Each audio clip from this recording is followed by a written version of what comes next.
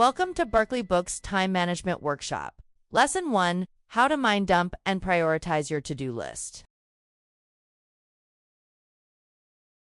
Artist Bill Keane once wrote, "Yesterday's the past, tomorrow's the future, but today is a gift." That's why it's called the present. In that spirit, let's seize the day with a quick lesson on time management. In this course, you'll learn how to manage your time more effectively, use prompts to focus on strategies, and be encouraged to set and achieve your goals. This first lesson focuses on getting your to-do list out of your head and onto paper, in a prioritized order. You'll need our companion workbook on time management, or your own paper and pencil or digital file to complete the exercises that follow. How do you do it all? Many people have asked me that question over the years.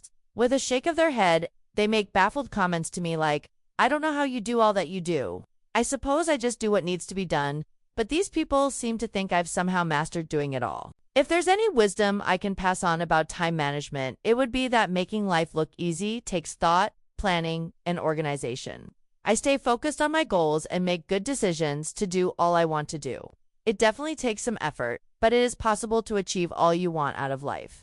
I've consolidated my best practices and advice for you in this workshop, and I wish you luck as you work toward achieving all you desire. It's Commitment Day. Today's the day to commit to completing your personal journey through the useful tips, inspiring quotes, and meaningful activities in this workshop. All activities are designed to guide you toward freeing up your time, energy, and focus, so that you can instead spend them on yourself and the people and things you really want to spend your time, energy, and focus on. Take a moment to answer this question. I commit to spending my time, energy, and focus on. You can list one or many things. For example, my family ranked very high on my commitment list. You'll want to refer frequently to the things you committed to as you work through these lessons. Modify this list as you need, but always use it as a target for what you want to achieve in life. The rest of this workshop will guide you through how to accomplish them when it comes to time management. By the end of the course, you should be able to see the progress you have made. This may surprise you, but one of the biggest keys to doing it all is actually to do less, much less. Now that you've listed how you have chosen to commit your time, energy, and focus, you're going to write out what your mind is currently focused on. I call this a mind dump. It's one of the key techniques I use frequently, and it's one that I find most beneficial.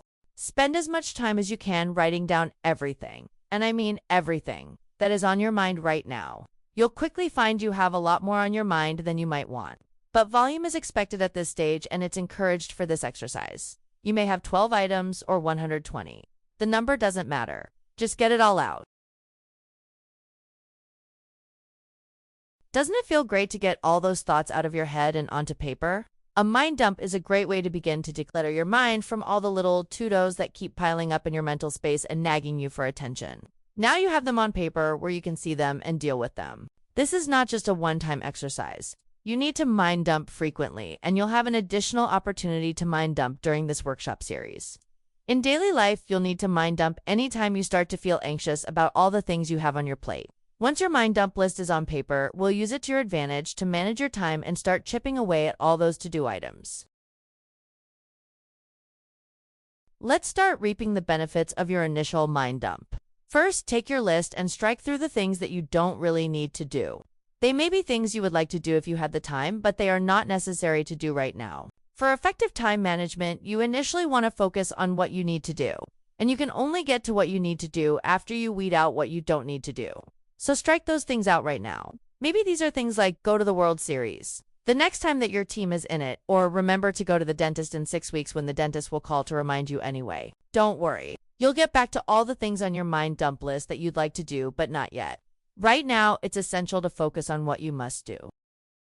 Second, revisit your initial mind dump list right now and capture the things that you have not struck out. You could have 75 items, or you could have 3. There's no magic number. Whatever makes sense to you is fine. Write these remaining items down on a fresh list. It sounds redundant, but it's a deliberate step to reduce the clutter. This rewriting of your list clears away unnecessary items that were in your initial mind dump list and helps you to focus on the necessary items in a new decluttered list. Third, prioritize your new list by numbering the most important thing you need to do with a 1 and continuing from there. Each item must have a different number. For example, you can only have one number one. Here are some tips for prioritizing your list. Ask yourself these 6 questions for each item on your list. 1.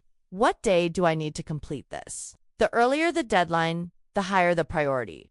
2. Do I need to do this before I can do something else? Sequence determines priority. 3. Does someone else need me to do this so that they can accomplish something?